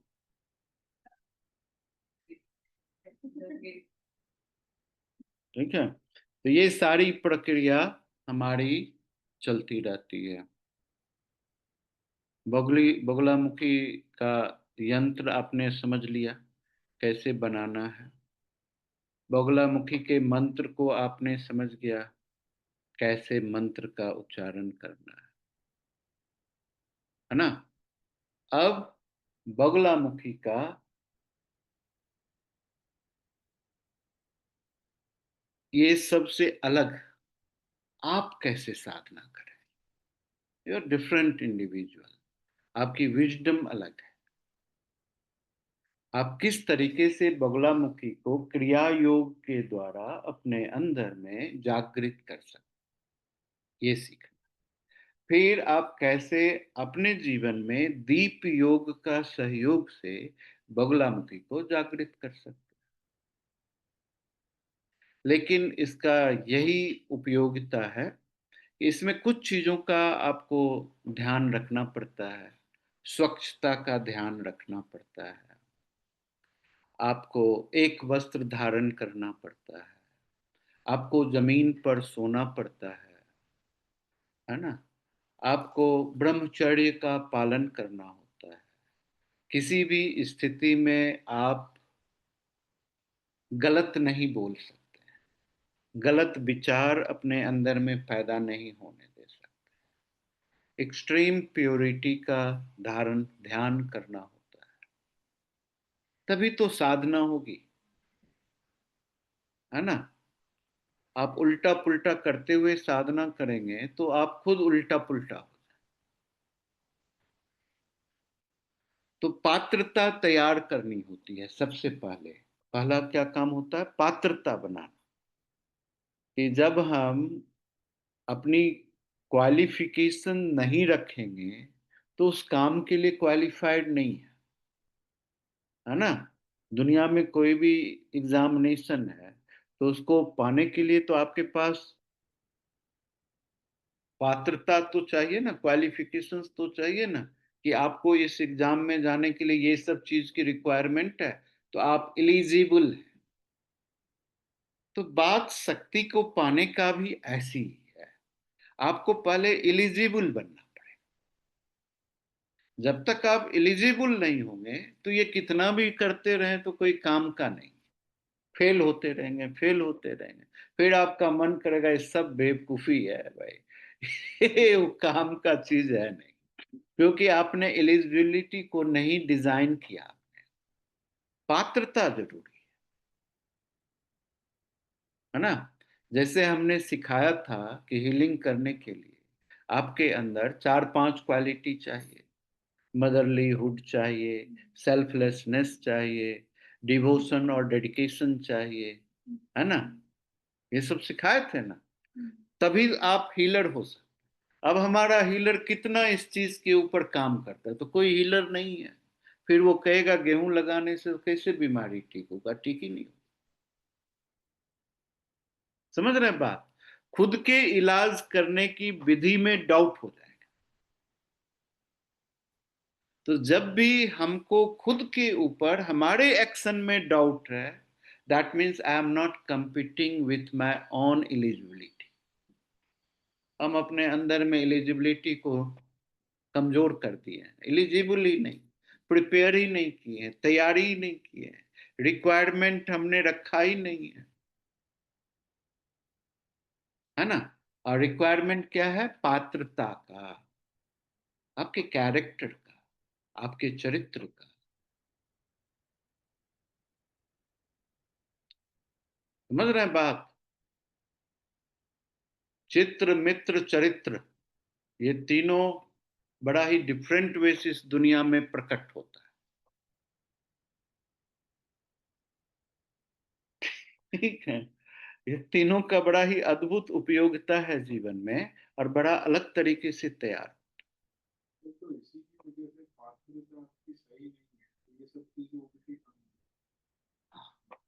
तो सब कहते हैं कि आपने गलत मंत्र उच्चारण किया, बट वो ये नहीं बताते हैं कि आपका मन साफ नहीं है, तो उसमें विधि मतलब तो आपको करना पड़ता है प्रोसेस, वो आपने नहीं किया। क्योंकि बहुत सारे जगह मैंने बोलते सुना कि माता के मंत्रों का गलत उच्चारण, बट वो कोई नहीं बताया कि उससे पहले आपकी पात्रता कैसी। भाई उच्चारण सही हो और गलत हो ये मायने नहीं रखता। पात्रता सही है तो गलत उच्चारण का भी सही फायदा हो। हाँ। अब हम आपको एक कहानी बताते हैं कैसे होता है सही फायदा। एक ब्राह्मण का बेटा था। बड़ा मूर्ख आदमी था। कभी वेद वेद पढ़ा नहीं, काम ताम किया नहीं। घर के सारे लोग उसको निकाल दिए, तुम काम के नहीं हो।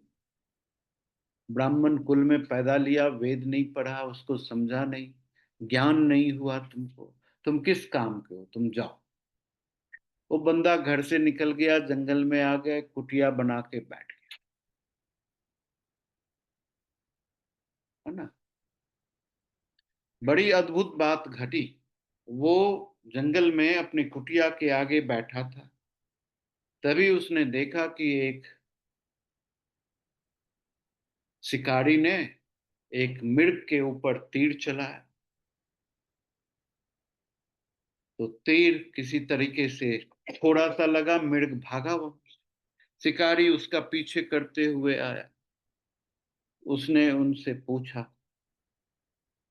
कि तुमने मृग को देखा है? कंफ्यूज्ड हो। सही बताऊं कि झूठ बताऊं? सही बताऊंगा तो ये व्याधा मृग को मार देगा, अगर सही नहीं बताता हूं तो ये मृग का जान बच जाएगा। क्या? अब इसी कंफ्यूजन में उसके मुंह से निकलता है ए ऐसा। अब ये जो ए निकला मुंह से, देवी प्रसन्न हो गई। एम शब्द, एम बीजाक्षर का उच्चारण ए से हो गया, ए। देवी प्रसन्न हो गई, प्रकट हो गई कि तुम्हारे चीजों से मैं बड़ा प्रसन्न हूं, तुम बड़ा ही प्रिय बच्चा है, मांगो क्या मांगते। कि सब लोग मुझे अपमानित करते हैं माता जी, मुझे सारे वेद वेदांत का ज्ञान दे दीजिए, सब हमारे दिमाग में डाल दीजिए कि मैं झट झट बोलने लग जाऊं, सबको बताऊं, उसको डिफरेंट तरीके से व्याख्या करूं जो ये सारे पंडित लोग नहीं करते हैं, अलग तरीके से मैं लोगों को बात करूं। मस्त। अब इस मूर्ख ब्राह्मण का विचार ही बदल गया।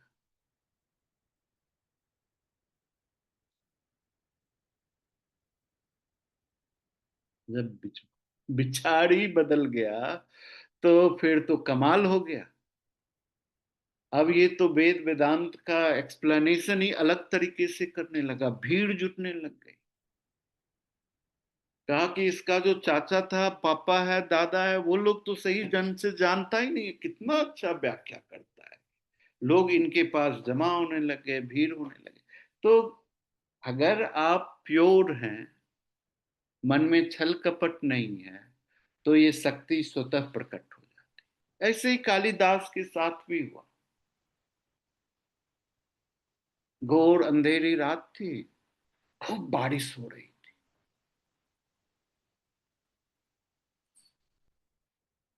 नदी क्रॉस करके वो मंदिर था, उस मंदिर में पहुंच करके पूरे हाथ में कालिख लगा, वो मूर्ति भी नहीं दिख रही थी भगवती का, पूरा कालिख लगा दिया चेहरे के ऊपर।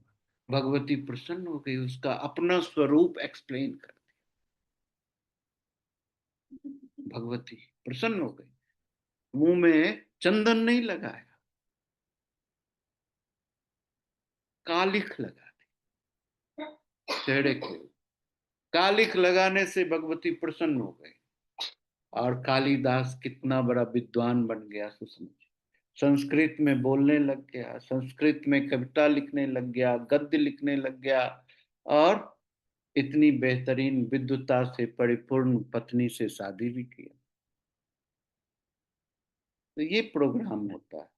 तो ये बात है आपके पात्रता का। जब आपकी पात्रता अच्छी होती है तो फिर चीजें स्वतः हो जाती, और पात्रता अच्छी होती है तो आप कितने भी वोल्टेज को बेयर करने के योग्य होते हैं। हम देखे हैं लोग को पागल होते हुए, खिन्न होते हुए, विच्छिन्न होते हुए, क्योंकि पात्रता नहीं थी या गलत गाइडेंस में थे, तैयारी नहीं की, सीधे कूद पड़े। अगर आप तलवार के ऊपर थोड़ा भी हाथ टेढ़ा रखे तो कट जाएगा, सीधा रखते हैं तो कितना भी तेज तलवार क्यों ना हो आपको काट नहीं सकता।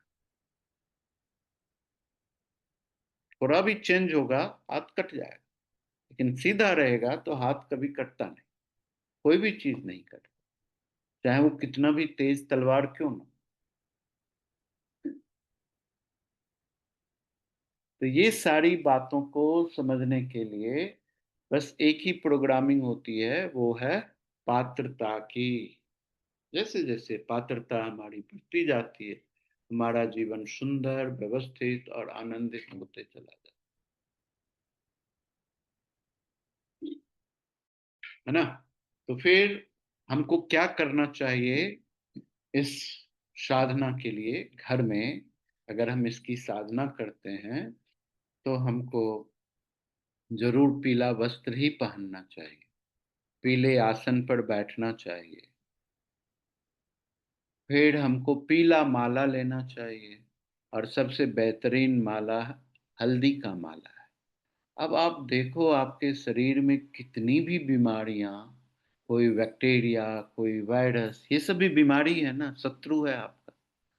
जब आप हल्दी को टच करते हैं तो टच करने से हल्दी का जो फाइनेस्ट रिसोर्सेस है आपके बॉडी में इन करता, एब्जॉर्ब, उससे आपको कभी कैंसर नहीं होगा, कभी इन्फेक्शन नहीं होगा, कभी इन्फ्लेमेशन नहीं होगा, क्योंकि ये सब सामक है हल्दी।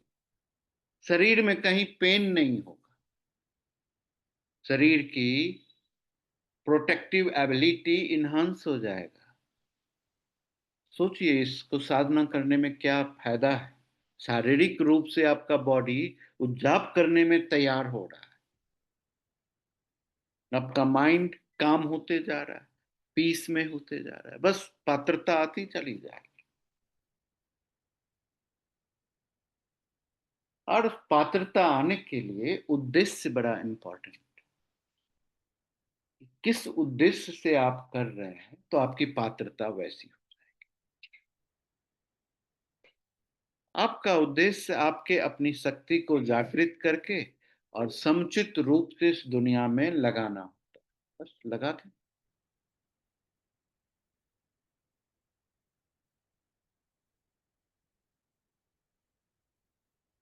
जब हम ये बनाते हैं, इसका यंत्र, दीप यंत्र तैयार करते हैं शाम के समय, जब आप ये ट्रायंगल बनाएंगे तो ट्रायंगल के हर एक एपेक्स के ऊपर एक एक दीपक रखना होता है, उसमें पीले कलर का तेल यानी कि मस्टर्ड ऑयल डालना होता है, और फिर उसमें पीले कलर की बत्ती भी डालनी होती है।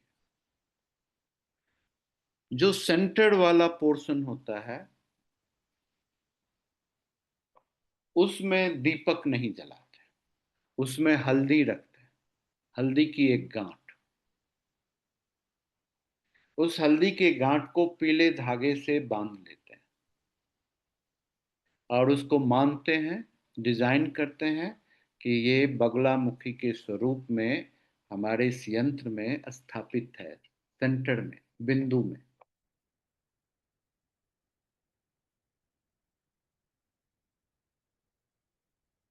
जो बिंदु, जो पीला हल्दी की गांठ रखी रहेगी, वो पूरा एरिया रेड कलर का रहता है, उसमें सिंदूर से आप रेड कर दें, उसमें वो पीले हल्दी के गांठ को रखते हैं। जब ये 6 दीपक को आपने जला दिया, उसके बाद फिर जो उसके चारों साइड सर्कल बनाएंगे, तो जितने पेटल्स हैं, कितने पेटल्स हैं? 6। तो 6 सर्कल में फिर दीपक को जलाए। हर एक दीपक का फेस जो होगा टुवर्ड सेंटर होना चाहिए, है ना, सेंटर की तरफ जाना चाहिए। फिर उसके बाद एक और सर्कल के ऊपर, इसमें कितना है? 10। ठीक है, जला दें 10। फिर आप खुद बैठ जाएं। बैठ जाने के बाद सबसे पहला प्रोग्राम करें, 7 बार ब्रीथ को छोड़ें। छोड़ते समय आप ये अनुभव करें कि आपके पांचों शरीर से जितनी भी विकृति है शरीर से बाहर निकल रही है। अन्नमय कोश से, प्राणमय कोश से, है ना, मनोमय कोश से, विज्ञानमय कोश से, आनंदमय कोश से, सारी इम्प्योरिटीज शरीर से बाहर।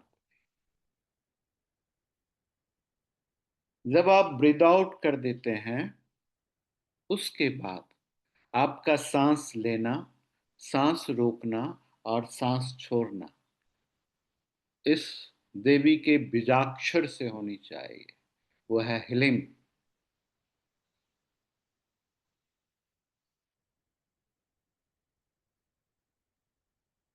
3 बार में सांस को रोकना और फिर 1 बार में सांस को छोड़ देना। हिलिम, हिलिम, हिलिम, हिलिम, हिलिम। हिलिम हिलिम हिलिम हिलिम हिलिम, ऐसा सांस लिए हिलिम करते हुए, सांस रोके हिलिम हिलिम हिलिम करते हुए, सांस छोड़ दीजिए हिलिम हिलिम। ये सांस लेते समय आप अपने बगल में कटोरे में हल्दी का पाउडर रखें, उसको अपने थंब और रिंग और मिडिल फिंगर से उठाएं। जब आप सांस छोड़ देते हैं तो उस सेंटर में आप ये हल्दी को डाल दें। हल्दी के गांठ पर हल्दी का पाउडर चढ़ाते है ना। कम से कम 6 बार करें, 6 के कंटिन्यूटी में कर सकते हैं।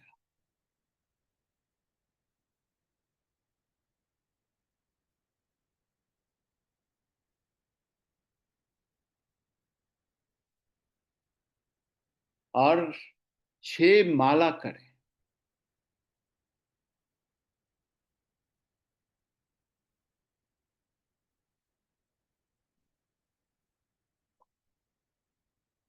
बारह बार कर सकते हैं, 18 बार कर सकते हैं, 24 बार कर सकते हैं, 30 बार कर सकते हैं, 36 बार करना। मिनिमम 36 टाइम कर दीजिए। तो एक आपके शरीर में 36 तत्व हैं।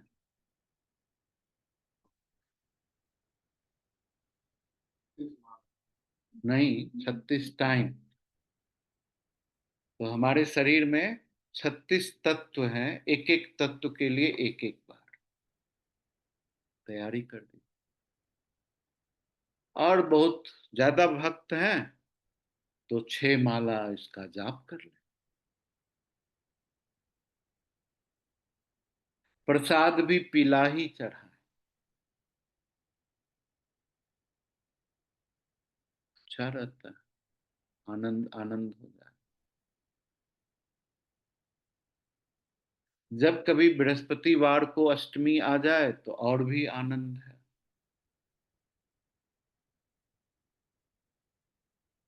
तो और भी बेहतरीन साधना हो जाती है। तो ये प्रक्रिया हम घर में बैठ करके दीप योग से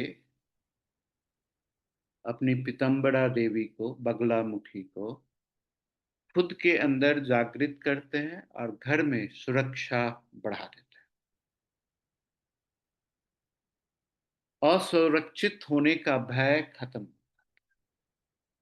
हम सब आदमी असुरक्षित हो रहे हैं, चाहे विचार में हो रहा है, पोजीशंस में हो रहा है, जीवन में हो रहा है। ये चीज हट जाए तो इसकी साधना इसीलिए सर्वश्रेष्ठ साधना में से एक है। बहुत अद्भुत है।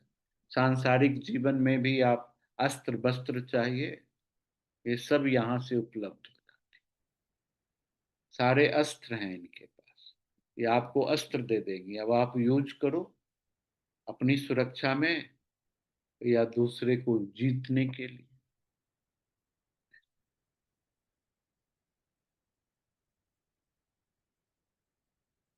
तो ये प्रोग्राम ऐसा कर। अब हम आते हैं, हमारा जो प्रोग्राम है बगुलामुखी का, हम किस तरीके से क्रिया योग के द्वारा बगुलामुखी को अपने अंदर जागृत कर सकते। इसके लिए कुछ विशेष प्रोग्राम नहीं करना होता। अपने दोनों अंगूठे को ऐसे जोड़ना है। देखिए ये मुद्रा है। थंब को थंब से टच कर दीजिए, इंडेक्स फिंगर का जो सेकंड नकल है उसको उसके साथ जोड़ लीजिए। ये मुद्रा है। इस मुद्रा को अपने थंब को अपने नाभि में टच कर दीजिए, सेंटर ऑफ नेवल में टच होना चाहिए।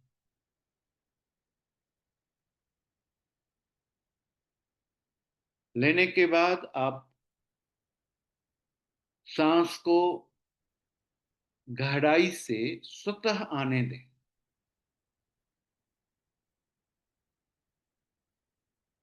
जितना पेट फूल जाए फूल जाने दें। फिर सांस को रोक के रखें। जितना देर आप रोक सकते हैं। रोकने के बाद सांस को छोड़ते हुए मन में लंबा उच्चारण करना है। लिम।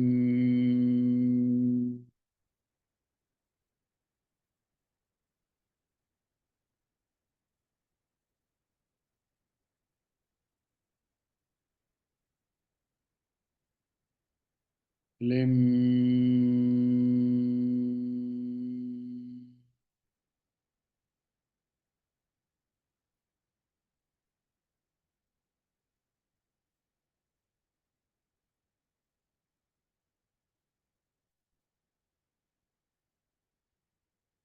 लिम।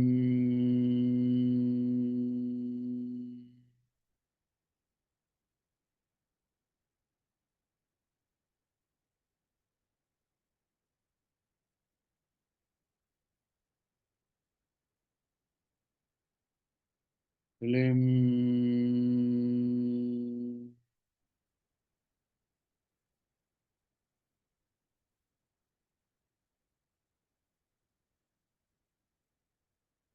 मिनिमम 54 टाइम इसको करना चाहिए कि हर एक वर्णाक्षर आपके जीवन का, चाहे वो स्वर हो या व्यंजन, आपके शरीर के 54 अक्षरों का जागृति हो जाए इस मंत्र के द्वारा।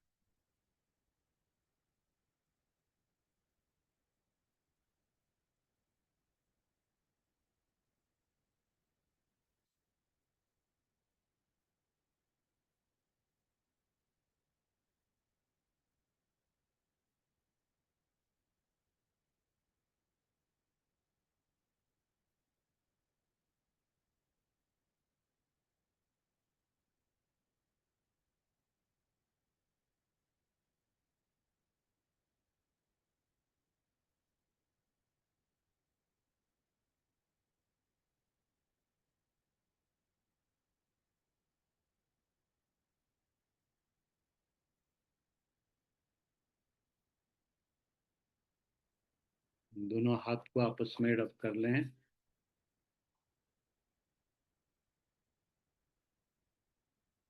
लेफ्ट हैंड को नाभि पर रखें, राइट हैंड उसके ऊपर रख दें। उसको क्लॉकवाइज डायरेक्शंस में 3 बार घुमा लें।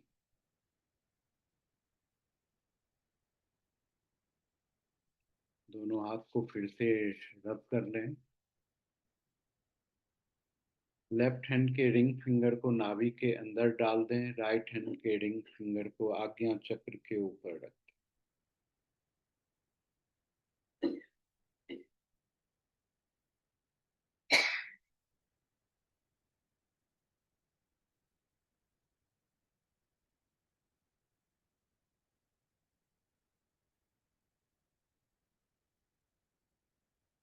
फिर दोनों हाथ को रब कर लें। दोनों हाथ को आंखों के ऊपर रख लें।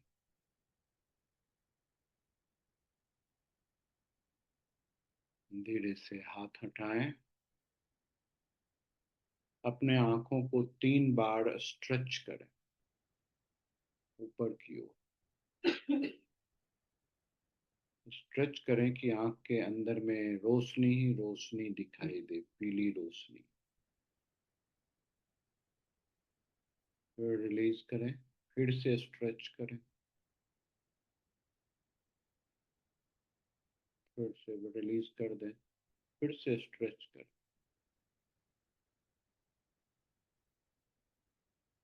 फिर से दोनों हाथ को आपस में रब कर लें। आंख के ऊपर रखें। हाथ को हटाएं। धीरे से अपने आंखों को खोलें।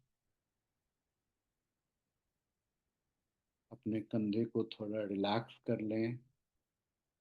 बॉडी को ट्विस्ट कर लीजिए। हाथ पांव को रिलैक्स करते हुए मुस्कुराएं।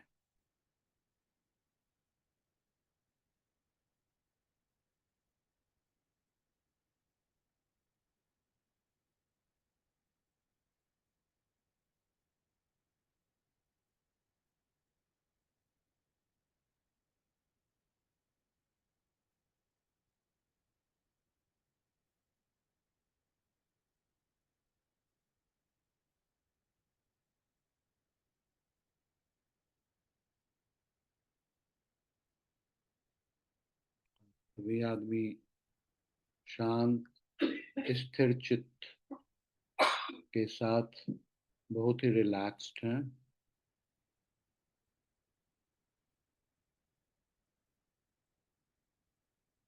हम चाहते हैं इस शांति को आप अपने अंदर में सहेजे हुए इस सुंदर अनुभूत उपस्थिति के साथ अब आप लोग विश्राम करें, भोजन करें, चलें फिरें, घूमें, मजा